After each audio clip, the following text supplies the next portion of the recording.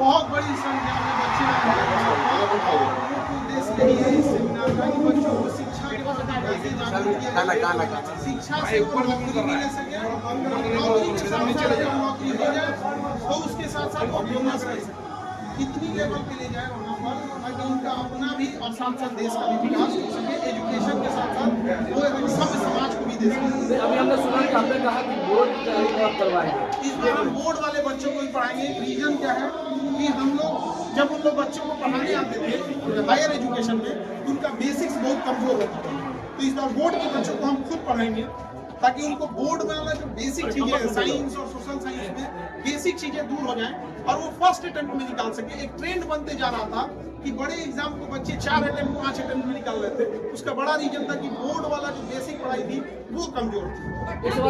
शिक्षक एक साथ होकर के मैसेज दे रहे हैं, इसका क्या देख रहे हैं? अभी हम लोग के पास 100-150 टीचर आए हैं पूरे इंडिया के अलग अलग कोना से, और अभी इवनिंग शिफ्ट में कोटा से बहुत बड़े बड़े टीचर आएंगे जिनके लाख 2-2 लाख फीस थी। तो अभी नीट के बच्चे, जेई के बच्चे और बोर्ड एग्जाम वाले जो बच्चे, इन सारे बच्चों के लिए हम ये कहना चाहेंगे कि अब आपको 2 लाख रुपए फीस देने की और दूर दिल्ली कोटा जाने की अब जरूरत नहीं पड़ेगी। अब आप घर बैठे ऑनलाइन भी पढ़ सकते हैं महज 2-3 हज़ार की फीस में, और पटना में आके ऑफलाइन भी पढ़ सकते हैं। ऐसे बच्चों को जिनके अंदर प्रतिभा है और जो भी बच्चे इस बार बोर्ड एग्जाम में टॉप किए हैं हर डिस्ट्रिक्ट के, इंडिया के किसी भी डिस्ट्रिक्ट का बच्चा है, अगर वो बोर्ड एग्जाम में रैंक 1, 2, 3 है तो वो कोई भी पढ़ाई करना चाहता है उसे फ्री ऑफ कॉस्ट करें, 1 भी रुपया नहीं लगेगा बोर्ड एग्जाम। अब जिन लोग अभी हम लोग तो ये स्टूडेंट के बीच में है और पॉलिटिकल लोग उनको क्या डिसीजन ले रहे हैं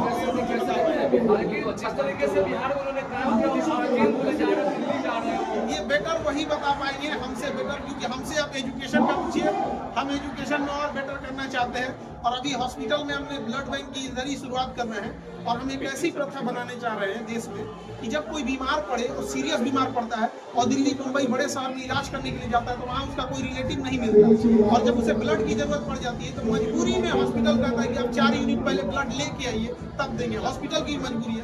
तो अभी हम एक ऐसा ब्लड बैंक बना रहे हैं जहाँ पर आप देना चाहें, डोनेट करना चाहें तो बेहतर है, लेकिन मजबूरी में किसी को ये नहीं कहना पड़ेगा कि नहीं हमें एक डोनर चाहिए तभी देंगे। और धीरे धीरे ये व्यवस्था देश में बने और इसकी शुरुआत यही पाटलिपुत्र मगध की धरती से बने। ये अखंड भारत की राजधानी है और यहाँ हम एक तरह की ये व्यवस्था लाएं कि आने वाले 10-5 सालों में कि जब किसी को ब्लड की जरूरत पड़े तो एक्सचेंज के लिए झमेला नहीं होना पड़े। जैसे हम मेडिकल पे जाते हैं दवा खरीदते हैं, वैसे हमें इजीली ब्लड अवेलेबल हो सके। एक सवाल ये सर, आपका आज का एक वीडियो काफी वायरल हो रहा है जो युद्ध हो रहा है 2 देशों में। देखिए ये हमले में ट्रंप जैसे इंसान को बंदर के हाथ में पूरा पकड़ा दिए हैं, ये कुछ भी कर देगा। और हमारे जैसा गुटनिरपेक्ष देश जो शांति का प्रतीक है, जहाँ हम युद्ध नहीं बुद्ध को पढ़ाते हैं, हमारे जैसे देश के लोगों को समन्वय बनाना बड़ा कठिन हो जाता है कि एक ओर जहां अमेरिका और इजराइल और यूरोपीय खड़े हैं, दूसरी ओर हम अपने एनर्जी सुरक्षा के लिए ईरान जैसे पुराने साथी के ऊपर रहना पड़ता है। तो हमें पूरा बैलेंस लेके चलना पड़ता है। अमेरिका के हठधर्मिता के चक्कर में हम अपने रूस जैसे पुराने साथी से ये भारत की बहुत बुरा दबाव। एक सवाल है कि क्या आपके छात्र देखिए फेल होने का एक ही चीज होता है, या तो मेहनत करो या तो गलत डायरेक्शन में मेहनत की, दोनों चीजों को सुधारने की जरूरत है। और मेहनत करें और डायरेक्शन में चेंज करें। कई बार क्या होता है बच्चे मेहनत तो और करते हैं लेकिन उसी डायरेक्शन से कर लेते हैं। ये दोनों चीजें आगे की कमी क्या क्लास में देखने को मिल रही है, जिस तरीके से गैस सिलेंडर की जो कमी अभी कुछ खास उतना कमी देखने को नहीं मिली, लेकिन छात्रों के ऊपर मुसीबत थोड़ा सा देखना पड़ रहा है जब प्राइस महंगी हो गई है, एलपीजी महंगा हो गया, होटल्स के खाने महंगे हो गए।